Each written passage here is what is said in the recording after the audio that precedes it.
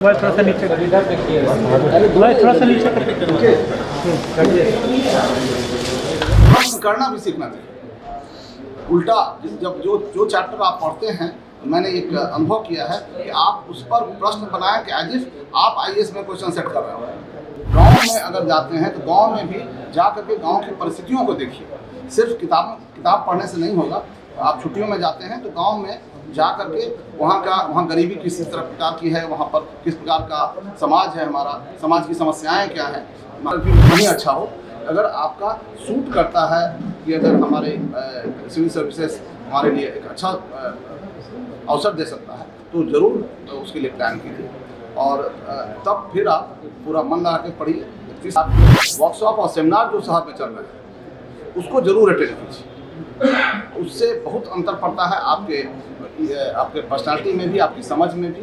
और जो workshop seminar में जो लोग आते हैं वो हो सकता है कि 30 साल का अनुभव आपको 1 घंटा में बताएं। बहुत इन डेप्थ में और एनालिटिकल वे में पढ़ना चाहिए। ये सिर्फ कैजुअल रीडिंग से इसमें काम नहीं करता है। इसलिए जो भी पढ़ें उसको बहुत ही इन डेप्थ में पढ़ने की ज़रूरत होती है।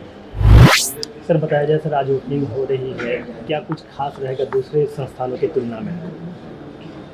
आईएएस खोल रहा है संस्थाओं में एक नीड था बिहार के बहुत बच्चे अभी भी बाहर जा रहे हैं। बिहार के सबसे ज़्यादा बच्चे हैं जो आईएएस में आते हैं, लेकिन अभी भी कोचिंग के लिए वो बाहर ही जाते हैं। इसलिए एक बहुत बड़ा एक वैक्यूम था जिसको ओनली आईएएस फिल कर रहा है। उनको एक बड़ा एक्सपीरियंस है, फिजिक्स वाला में अच्छा कर रहे हैं और उस एक्सपीरियंस के साथ ये प्रारंभ कर रहे हैं यहाँ। तो जो जिन बच्चों को अब सीखना होगा वो शायद बाहर नहीं जा कर के यहीं पर पटना में सीख पाएंगे। और सीखने की जो शैली है, इनकी सिखाने की जो शैली है, जो आईआईटी वगैरह में कराते हैं, इंजीनियरिंग के लिए कराते हैं, तो उससे ये डेफिनेटली इंस्पायर्ड होगा। तो ये लोग बोलता है जिस प्रकार से बच्चों को आईएएस बनने के लिए क्या लोग बोलता है कि 16 घंटा 18 घंटा पढ़ने की जरूरत है, तो सर क्या उन सब बच्चों के लिए कुछ आप संदेश देना चाहेंगे कि क्या 18 घंटा पढ़ने से ही सिर्फ बच्चा आईएएस बन सकता है और सारी कुछ चीज़ों की जरूरत पड़ती है? मेरे विचार से देखिए, हम लोग का अपना अनुभव है और हम लोगों ने जो तैयारी की थी उसमें कभी हम लोगों ने 18 घंटा नहीं पढ़ाई थी, लेकिन हाँ नियमित रूप से हम लोग कम से कम 8-10 घंटा जरूर पढ़ते थे, ये था। लेकिन कई और बातें हैं जो महत्वपूर्ण है किसी भी बच्चे को पढ़ाई करने के लिए।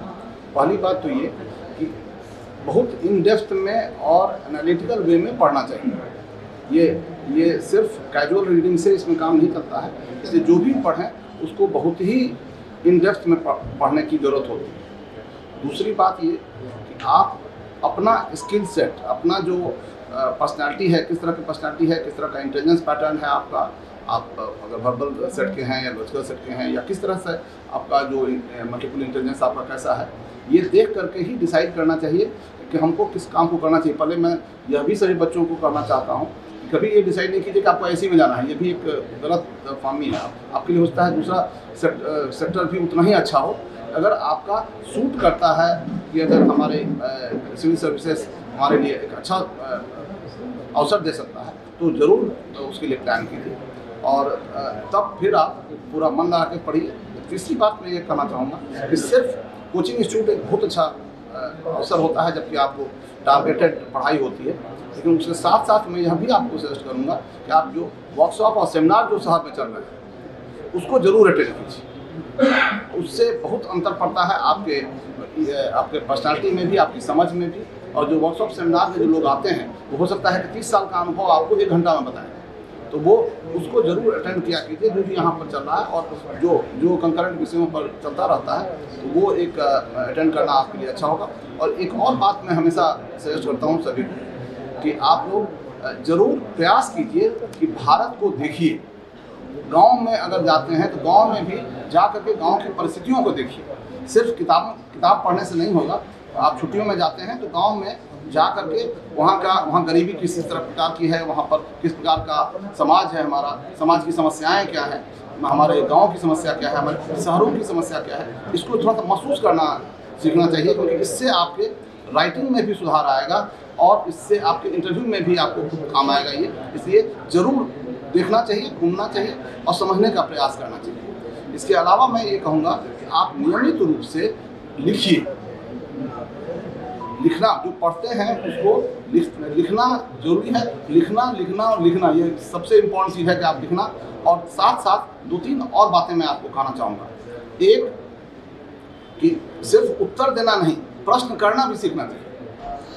उल्टा, जब जो चैप्टर आप पढ़ते हैं, मैंने एक अनुभव किया है कि आप उस पर प्रश्न बनाएं कि एज इफ आप IAS में क्वेश्चन सेट कर रहे हो। अगर आप ऐसा कर सकते हैं और दूसरे के लिए क्वेश्चन सेट कर सकते हैं तो समझ लीजिए कि आपका पक्का हो जाएगा, क्योंकि जो आदमी प्रश्न कर सकता है वो उत्तर भी अच्छा दे सकता है। और अंतिम बात ये कि हमेशा एक ऐसा दोस्त रखिए जिसको आप सिखा सकें। सिर्फ पढ़ना ही जरूरी नहीं है, अगर दूसरे को आप बता सकते हैं तो उससे आपके विचारों में परफेक्शन आएगा। हो सकता है कभी कभी आप ऐसा दोस्त रखिए जिसके साथ आप डिस्कस कर सकें, वो आपको काउंटर कर सके, तो अपोजिट व्यू पॉइंट लेकर के आप लोग उस पर डिस्कशन और डिबेट कीजिए। तो मैं समझता हूँ इससे आपका कंसेप्ट ज़्यादा क्लियर होगा और तब आपको इन परीक्षाओं में मदद मिलेगी।